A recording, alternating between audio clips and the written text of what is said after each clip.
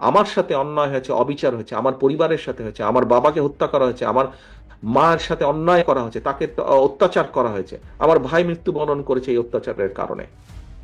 আজকে এর জবাব যদি আমাদেরকে দিতে হয়, এই অন্যায় অত্যাচারের, আপনাদের সাথে যে অন্যায় হয়েছে, আমাদের বহু নেতাকর্মী, বাবা মারা গিয়েছে, মা মারা গিয়েছে, স্বজন মারা গিয়েছে, হাত করা অবস্থায় তাকে জানাজা পড়তে বাধ্য করেছে, আমাদের বহু সহকর্মী মারা গেছে জেলখানার ভিতরে হাত করা পড়া অবস্থায়। নিশ্চয়ই আপনাদের সেগুলো মনে আছে।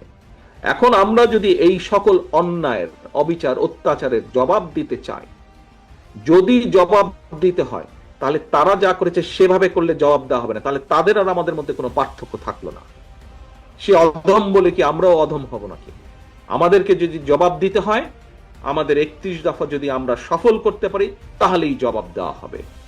দেশি এবং বিদেশি ষড়যন্ত্রকারী যারা, যারা দেশি এবং বিদেশি ষড়যন্ত্রকারী, যারা চায় না এদেশে গণতন্ত্র প্রতিষ্ঠিত হোক, যারা চায় না এই দেশের মানুষ রাজনৈতিকভাবে এবং অর্থনৈতিকভাবে সফল হোক, স্বাবলম্বী হোক, যারা এটা চায় না, আমরা যদি 31 দফা সফল করতে পারি, তাহলে মানুষের ভোটের অধিকারকে প্রতিষ্ঠিত করতে পারি, তাহলেই তাদেরকে আমাদের জবাব দেওয়া হবে।